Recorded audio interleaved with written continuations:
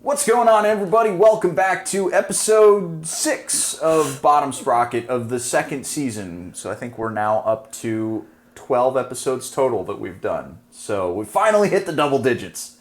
And this time we're going to talk about a interesting topic, lane splitting and filtering. There was recently a law in Texas that officially made it illegal to filter. It was a gray area, but it is now officially illegal. And I have some extremely strong opinions on this. And it's not going to make me stop doing that because it's 120 degrees outside, so get out of my way. And there's so much meat on this bone, and it's a topic I think a lot of motorcyclists can get behind if we can get the nomenclature down right. I think there's a lot of confusion about that. So today, I wanted to just kind of make a video about it, talk about it, because it's just been itching at the back of my brain. It's just been like... He's itchy, okay? He's itchy. My brain itches. It's like I got the little tadpole from Baldur's Gate 3 behind my eye, just being like... From ball hangers gate? What'd you just say? It's a gaming thing. You don't have to. Okay, you're not a nerd, okay. so you're not a computer gaming nerd. Josh, have you been playing Baldur's Gate? Is that on your list of things? Have you been playing ball hangers gate? No, but I know how the reaction to it's been. I know how awesome it's supposed to be. But no, I haven't played it at all. Because I know you're... But on topic... Oh, go ahead. I was going to say, you were just saying about Texas, but Colorado actually just voted on lane filtering as well this past year. And we did not get it. But, it was proposed and voted on. So... There's so much to get into here, and it's going to make people mad. But once you get mad, if you actually start listening to some of the arguments, I think we can actually make some forward progress here, and maybe actually come up with a way to move this whole conversation forward, because I've been giving this a lot of thought. So let's dive on in and roll that intro. So, lane splitting and filtering. I do it all the time. I don't split. I filter. And I think this is the biggest thing that a lot of people get wrong is We split all up and down California. We split all around in California because when we were coming back That was terrifying, low-key terrifying. It was, wasn't it? Oh my God. So the story there is we were coming back from Get On ADV Fest. We were riding our big ass Harleys through the downpour. Through the just downpour rain. That sucked. And we had to get you to the airport because you had a flight that you were getting ready to get on, and we were running out of time. I've never hated California so much in my goddamn life. Oh my God. I swear to God, I'll never go back. And I remember we were trying to get across town. I was on the road glide, and I think you were on a... And your horn worked, and mine didn't. So when you beeped, people got out of the way. Yeah. And then they didn't see me, and then they would come crashing, and then... Yeah, because you were on the lowrider ST, and we ended up having to filter. We did it each on our own bikes, and then we did it 2 up. I was filtering with you on the back of the bike to get you back to the airport. Well, but also, weren't we splitting? Because splitting is when traffic is moving. Yes, so we were doing the whole kit and caboodle. So let's define the terms here, yes. Because this people use these terms interchangeably. Yes. They are absolutely 100% not interchangeable, and using them interchangeably hurts the conversation.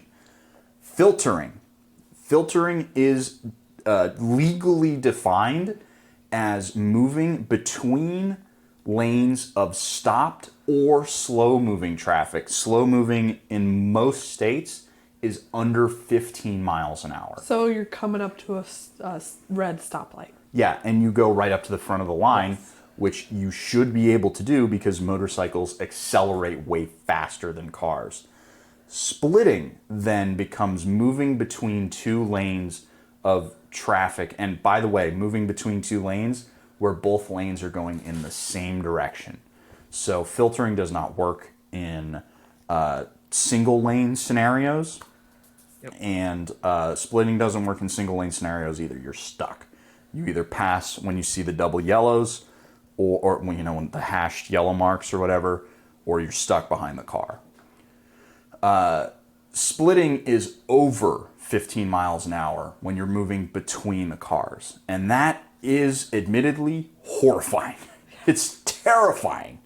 I have done it only in California because I don't trust anybody in Texas enough to do that they here. Get mad. They get really mad. mad, and then they pull out their gun and then they kill you. Yeah. Did you see, by the way, that somebody shot a college girl in downtown because of a road rage incident, and he got away? Most of the time they get away. Yeah. Some big tough guy in downtown Austin. Kids have died. Shot a college student in her car. Just shot her, and then left. Because big man, big gun. That's the kind of stuff that terrifies me about doing any of that here in the state of Texas. But Josh lives in a slightly more normal state in Colorado. I mean, you have mountain people, so like you're dealing with guys and gals who are breathing thin air all the time, so they have a slightly different cognitive pathway. But what is your experience with filtering and or splitting? No, you're absolutely correct that people in Colorado are wrong. They're messing up. I think it has more to do with the short days in winter, like they get super short. I think that really throws people off. But we actually just voted on whether or not to legalize lane filtering, not lane splitting. And it was not approved. It was voted down. So it's not going to become law. For that? Was that like a ballot initiative where it's like Prop A, vote yes on Prop A, and they give it to the state, or is it like some shadow government of pasty white people in a boardroom somewhere, like it is in Texas? You know what? It's a good question. I don't know enough about it to say definitively. I think it was a proposition that the public voted on, because there was a decent amount of like information campaigns against it and for it, but I don't actually know. Right. So it got voted down in Colorado, but how much, like, I know because I've done it with you. We have definitely filtered together. But do you normally do it? Is it something that you do on your own, or do you have rules that you set up, or what's the deal? Yeah. It's interesting in Denver because like during the really nice months and on really nice weather days, we have so many bikes on the road. It blew my mind the first few times I saw it. Like so many people riding. There's a lot of people on motorcycles up here, and it's actually made like a pretty negative public opinion towards them because a lot of them are acting up, and you get a lot of like dirt bike groups and quad groups just like kind of terrorizing streets that really upset people. So like filtering and lane splitting, you'll really upset people here. I know it happens in Texas too, but it's just a super common occurrence. So for me, it's always kind of a risk assessment decision. If I need to hurry to where I'm getting to, if I'm in a hurry, I'm definitely probably going to do it a lot more. If I don't have if it doesn't matter what time I get where I'm going, then a lot of times I'm going to relax and not split. I definitely don't ever do the like long continuous lane splitting. I think that's really dangerous. It's very easy to like lose your focus and not pay as much attention as you need to be able to do that if you're doing it for 20 minutes, much less like a really long time. But I'll totally, like, if I get in a situation where I'm around a bunch of cars and I don't want to be around a bunch of cars and they're not, moving, they're not respecting like left lanes for passing kind of stuff, I'll definitely blast through people. I've done it. I do it all the time. Filtering, I do quite a bit. It kind of depends on how much space there is. I'm always looking to see if there's enough space. I don't want to filter if I'm not going to be able to make it all the way to the front. So if the red light has been stale for a long time and I think that it's going to turn green, I'll usually not go. So it's always a case by case situation, but it's definitely something I do pretty much on almost every ride probably. How about you? And when do you filter, and do you set yourself up with like some rules to make it a little bit more palatable for people around you, or safer, or If there's traffic, I'm filtering. If there's traffic, you're filtering. If there's traffic, I'm sitting there. Remember there was that intersection to get on 183 North Frontage Road from the old Yaminoob HQ, Yes. and it was just one line, and you'd sit there forever. Yes, I know exactly I which piss one you're off talking so many about. people just like riding down the shoulder to get in front of them, but I'm like, no one's going ever here, so bye. Yeah. If there's no traffic, I'm not going to filter usually, or point? what's the point? Splitting. Those were old Whitney days in Texas. Yeah. Being naughty. I haven't done that in a while. I never split. Not even like late night riding. No, I never split. 35. I don't.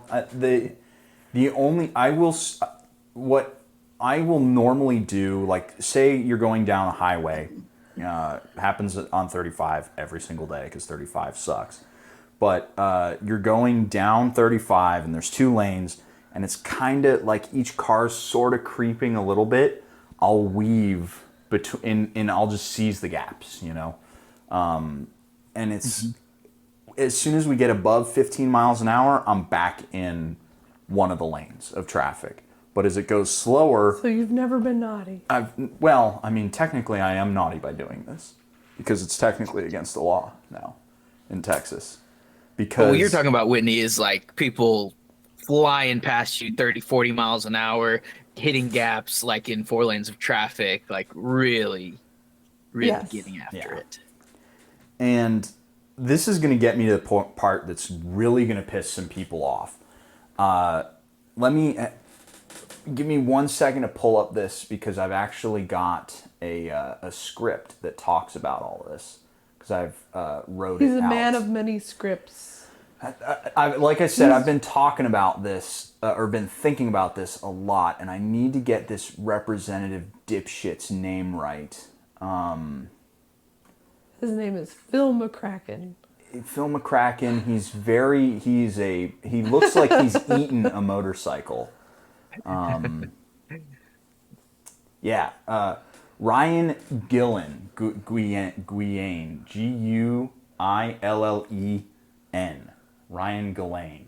I have him, Ryan, honey, I ate the kids, Gillane, because this man has so many chins they've become a neck. He is a portly MF. He's never ridden a motorcycle, but he's licked one.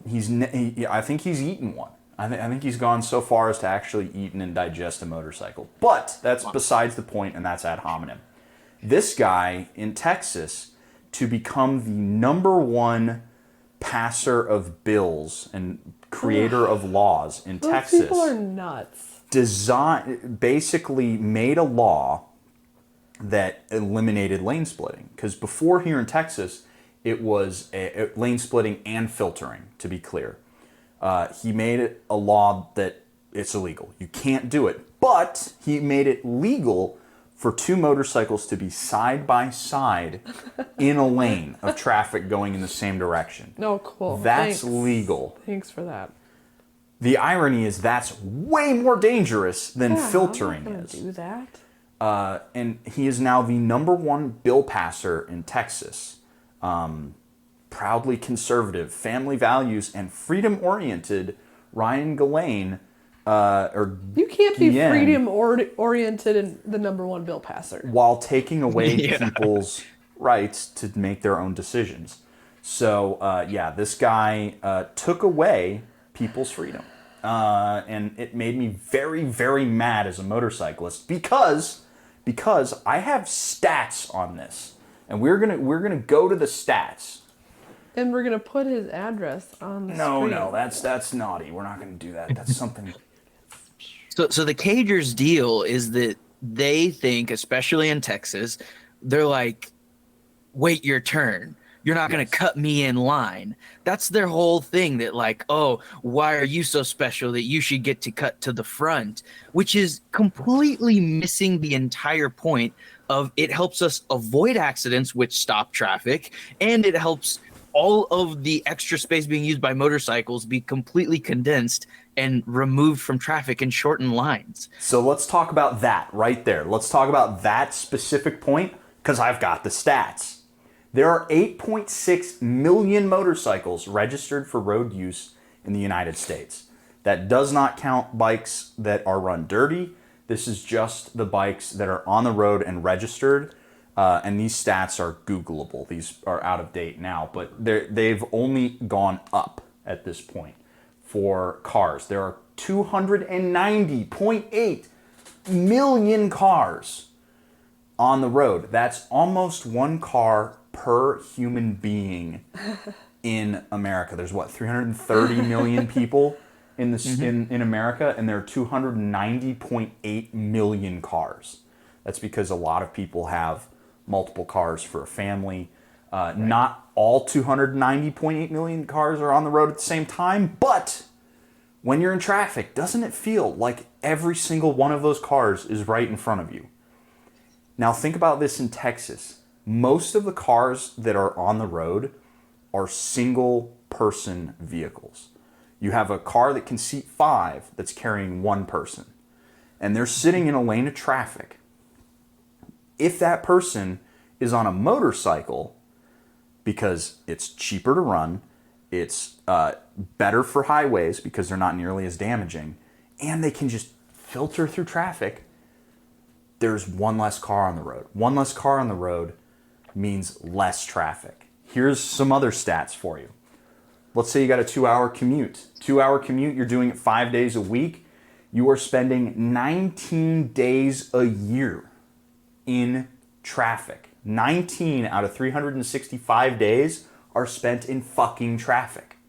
Imagine if traffic went away. What's the best way to do that? That's by getting a ton of people on scooters, getting a ton of people on motorcycles, and getting them the fuck out of your way. By legalizing filtering, you are reducing traffic because it incentivizes people like you and I who would get in the car because it's hot out. We would just get on the bike because we can filter through traffic and we can get downtown faster. You know, this is simple logic here. But let's just say that this is a hypothetical and people don't like hypotheticals. Let's say we want to talk about the safety aspect because you're safer on a motorcycle if you are not pancaked between two cars and somebody runs up behind you. That is one of the leading causes of death on motorcycles is rear endings. And I actually know a guy who got rear-ended on his Rocket 3 and is still dealing with back problems to this day. So let's talk about some actual numbers to deal with the safety of lane splitting and filtering motorcycles. 2015, UC Berkeley. I know we're dealing with California. Just take it easy. UC Berkeley. Lane splitting motorcyclists were also injured much less frequently during their collisions. Lane splitting riders were less likely to suffer head injury, 9% versus 17%. They were less likely to suffer torso injury, 19 versus 29%. Extremity injury, 60 versus 66%. And fatal injury, massive reduction from 3% without filtering to 1.2%. They cut the rate of death by over 50%. That is huge when it comes to the safety of motorcyclists. They also found that motorcyclists who are lane splitting or filtering riders tend to be more responsible, traveling at lower speeds, wearing better safety gear, and less likely to be riding while drunk. They are more responsible riders. By giving people filtering, they're taking responsibility for their own health and safety. This is we have the facts. We have the data. Yeah. And it's just better if we legalize it. People don't often talk about the correlation because Lucas has been in the ER for over a decade. How many people come in with a spaghetti foot who are on a motorcycle aren't wearing. He's like, oh, they're wearing shorts. There's no helmet. Yeah. They have flip flops. The more responsible rider who is in a more significant crash is completely padded up, full of safety gear, and they have a broken leg. Yeah. You know, it's like you're correlating how that person is taking care of their body on a motorcycle with how they ride. Yeah. And you're giving people an opportunity to respect their own safety better. And let's do you one better. How hot was it this summer in Texas? Oh God, it was the hottest summer on earth for everybody. Yeah. So during the hottest summer on earth, do you want to wear all your motorcycle gear? Hell no. Maybe I came out with a vlog wearing a skirt. Who knows? But it was so hot out, but I was not lane splitting or filtering. But if you could lane split and filter, and you're constantly keeping air moving over you, and Yes. you are an air-cooled human being. Yes. Yep. Most people are water-cooled. Whitney is air-cooled. I am air-cooled. You need to have air flowing. The only way you're going to do that is by filtering. I've had moments where I have to. Yeah. Otherwise, you're just going to pass out. And that's not good for anybody. Nope. So And this is the argument that people need to be equipped with, because the one you see the most for it is like Harley guys being like, oh, well, don't you know my bike will overheat if I sit here for too long, so I got to keep moving. And like, yes, I get it. If you're riding a machine that can't cool itself, you can definitely overheat it in traffic. But like, that's not an argument you're going to win people over with who don't care about motorcycles to begin with. They're like, well, that just sounds like it's a really bad motorcycle. But we have to be talking about safety and like efficiency of traffic, not the whole like, oh yeah, it's not good for my bike to sit still in traffic, so I'm going to go ahead and get in front. yeah, I can't come up with a better argument than this study from UC Berkeley. They were studying states and accident rates pre and post the legalization of filtering and splitting in California. So they had data. California is really good about collecting this information. You can say whatever you want about the government and the regulations in California, but they do have very good data. And this is a data-driven thing that they've done. And they found that there is a direct correlation between motorcycle rider safety and filtering laws. It's just, when you give people the responsibility for their own safety, they're going to take it and they're going to be better for it. Or not. You don't have to filter or split if you don't want to, just because it's legal. If it makes you uncomfortable or whatever, just because it becomes legal doesn't mean you have to do it. So you're not forcing people to do anything unsafe. Yeah, it's still a choice. Exactly. And that's the thing that, like, if you're comfortable filtering and you're capable of making that decision, you're one of those people who is going to be traveling at lower speeds. You're going to be wearing gear. You're going to be making intelligent decisions about your own riding safety. That's a huge, huge thing that I think a lot of people overlook, is the people who are doing this tend to be just generally more responsible on the bike. This is bringing up a whole nother issue though, but it's like, I didn't know they were voting on that. So voter responsibility too. This vote was not, it had nothing to do with us. It really wasn't in an election? No, it was not an election. It was not a ballot initiative. It was just some guy he's a representative for one of the Progressive and Geico and he's a representative for basically a border county. He's right on the border down by like Brownsville. So he has one of the least populated counties in Texas. And he made a law that affects the most populated places in Texas. And it was passed by a bunch of boneheads who don't know the numbers. Yeah. And it's not just a Democrat or Republican, where I'm sitting here blaming a Republican guy because it was a Republican guy. But Illinois, deep blue state, no filtering laws. Utah, deep red state, they have filtering laws. Yeah, Colorado, as blue as we get. Yeah. And they just voted against it. It's not a Republican or a Democrat issue, it's a knowledge issue. And people just don't understand that. And that's what I'd really like to get past here is filtering. It is literally just a human issue. And if we as motorcyclists can put pressure on the American Motorcycle Association to stop fucking rolling back helmet laws. Is that what they're doing? That's mostly what they do is they lobby against helmet laws. Why? Because freedom. Because like, more people would ride if you don't have to wear a helmet. It's run by a bunch of older riders, and the older riders are the people who give money to the AMA.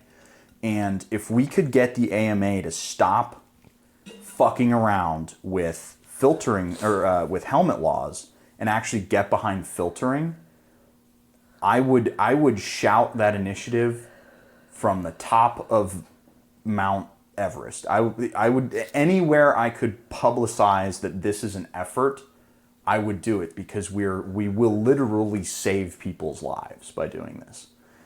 And it's so infuriating to me when somebody who doesn't know what the fuck they're talking about makes a law because they want to be the number one bill passer in Texas, or they can make a bunch of people mad at motorcyclists in a ad campaign, as I'm sure you saw in Colorado. A bunch of ads that were like, fuck motorcyclists, they're bad, they're bad, and they're going to be dangerous, and you don't want them next to you, And that's an important part of the discussion, that it's not, these laws are not giving motorcyclists the ability to go 120 miles an hour on the interstate and weave through traffic, which is the experience that I think most people that don't ride, that is the most prominent experience that they draw on from when they think about giving like lane filtering or lane splitting. They hear lane splitting and they think of a time when they were on the interstate and they saw some dude on a super sport blasting past them going 50 miles an hour faster than them. And it is unsafe.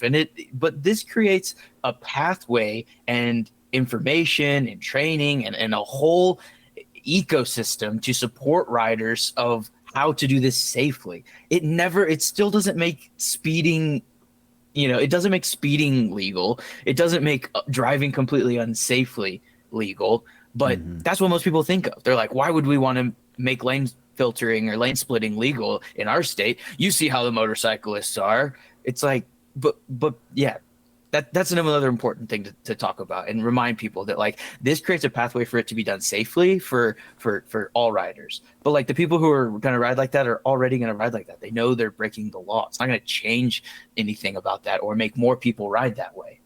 But I think it's also worth pointing out that kind of character exists in car people too. You see the guys in like slammed Camaros with straight pipes that are just going to blast down the highway, weaving in and out. Totally. You're going to see that with car people and bike people. I think that bikes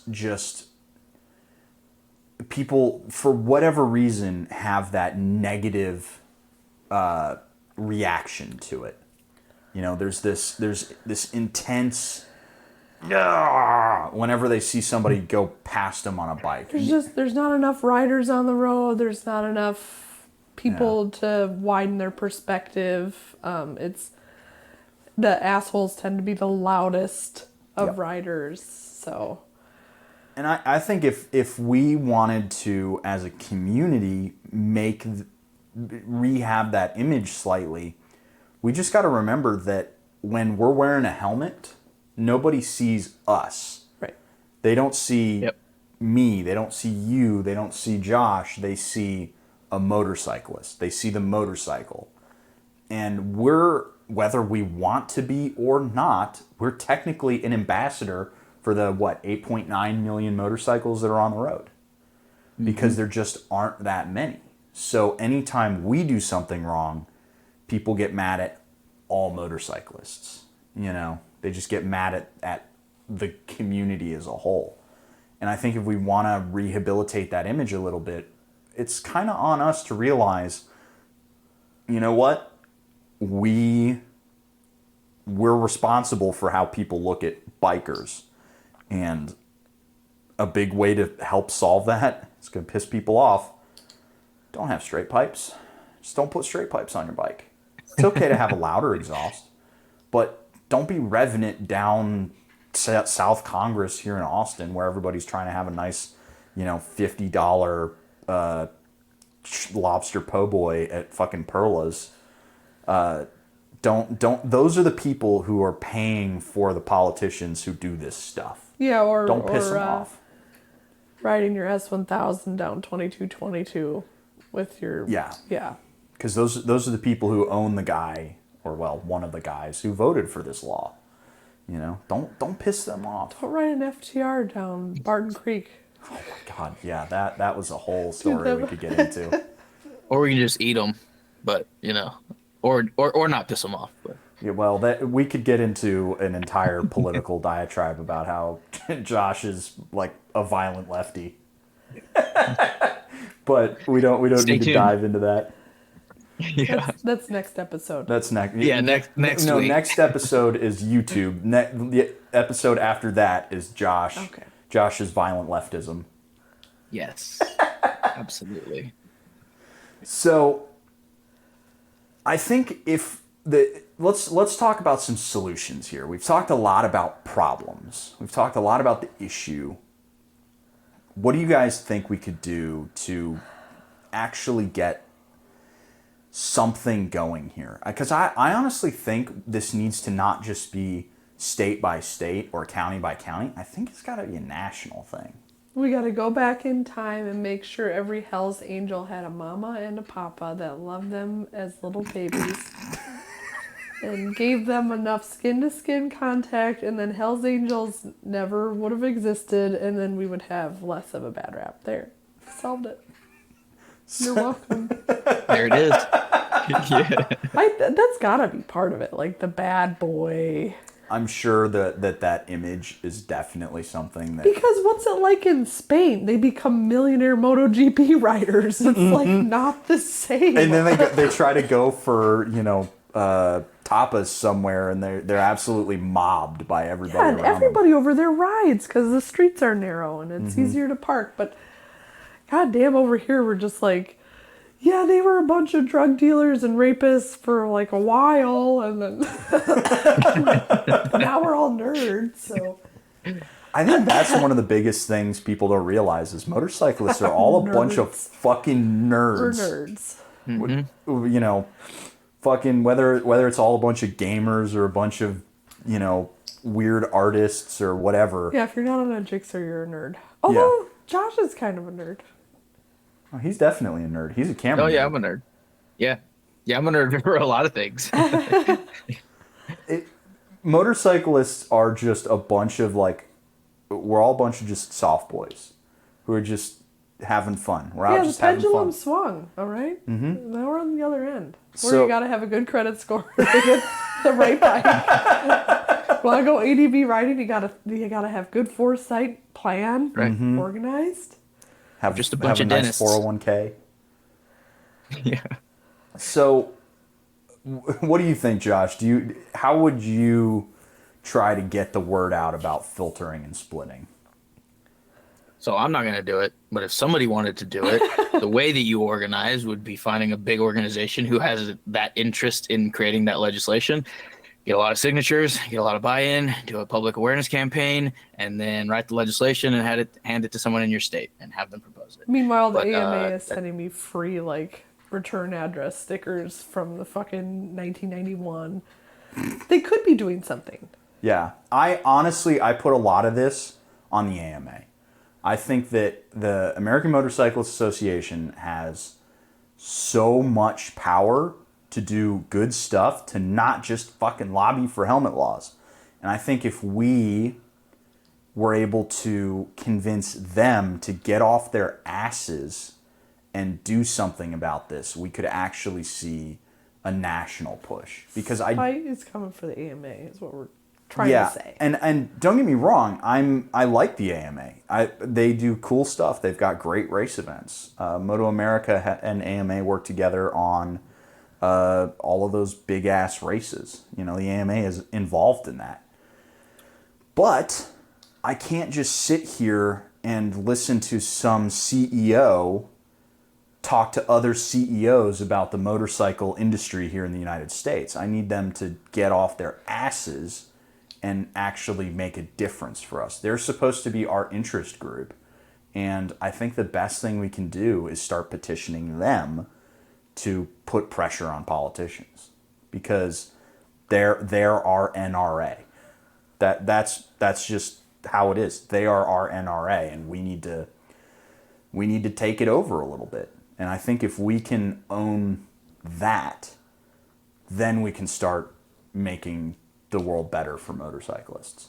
And I'm not saying that we need to start enforcing helmet laws. I think personally that's a great idea, because it's going to keep people alive. I remember that one helmet that Icon made that had that had all of the crash stats on it. It was a full face helmet that had the crash stats for where on the head you were experiencing injuries, and the jaw was the number one place that people experienced crash injuries on their face. And if you wear a full face helmet, your chin bar hits it and not your chin. And you get to keep all of this part, you know, attached to this part.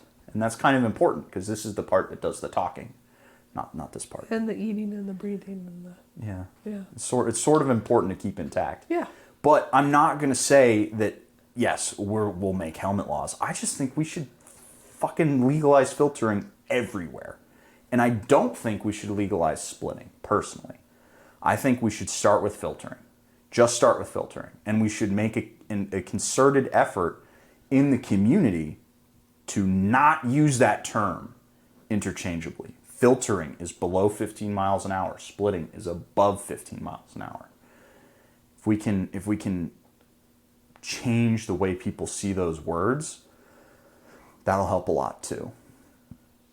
So, Well said. I feel like I did a lot of driving in this one. Well, you feel the most strongly about it. I will say that I don't think about it often. I do things regardless of it being legal, because I know that Austin cop could care less about what I'm doing. Mm-hmm. State trooper is different. I 100% get pulled over for that.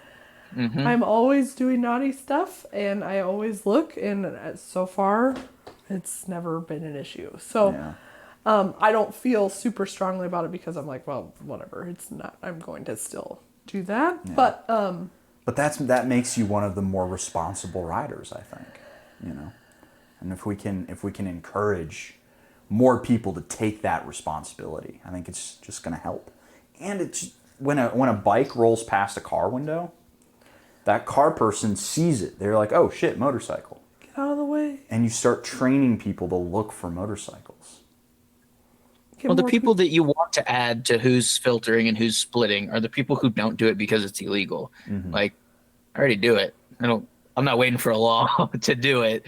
But you as the driver, as a bunch of people in cars, would benefit from that experience being of more respectful and responsible riders. So if we added those people to the pool and gave them more rights, and it's just like what you've been talking about earlier, there's going to be more gear, there's going to be, and then you get more exposure for it. You see videos of people doing it in California, and the drivers actually like make room. I'm sure you guys have had people like try and close the gap on you before when you're coming between lanes. Oh my gosh, like that's insane. Like it's crazy. Just sit there and let me by. How many times have you sat behind a motorcyclist at a light, being like, once it turns green, like tapping your foot because the guy's going too slow? Right. Like, that's never the case. We're gone. Mm-hmm. I also the only issue I see with potentially having a motorcycle be at the top of the line, being right at the line when the light turns green, is we accelerate a lot faster. We get into the middle of the intersection a lot faster. And here in Texas, people run reds a lot. Yes. Mm-hmm. People run reds a lot here. So I think We gotta need look. to be a little bit more strict about enforcement on running red lights, so that we can protect those motorcyclists who are getting into the intersection quicker, or just let the motorcyclists do a little head look to make sure it's clear before they roll. Yes, I think people stare at that the light because they've just pissed off people behind them, so they're staring at the red light, waiting to see green so that they can go and punch it and not have anything happen behind them. Basically, don't forget to do a check. Always check with your head. You can see somebody coming if they're going to run the red light. You'll see them immediately. Yep. Well, I've about exhausted my piss and vinegar Let's for the day. follow Spite Takes on the AMA and see how far you get. Honestly, I'm interested. If you were to vlog about that, I would watch and see what kind of... you feel really strongly about this. I think that's all it takes. This is one where I think we as motovloggers can have a real impact on the community and do something really good for a lot of people. I think in the year 24, I can't really do it now because I've got too much other shit going on. But I really want to see if I can put foot to ass and get this this bad law repealed. It's a stupid law. It will increase traffic fatalities. It will make things worse. And regardless of whether or not you care about the safety statistics or you care about the hypothetical of more bikes on the road and less cars on the road, or if you don't give a shit about the environmental impact of having more bikes and less cars on the road, that's fine. But you are making it less safe for motorcyclists to exist on the road.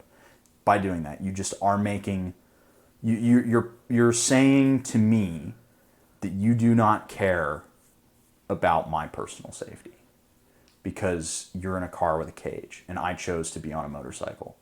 You could make the argument that I chose to be less safe, but you should allow me every opportunity to be as safe as I can be.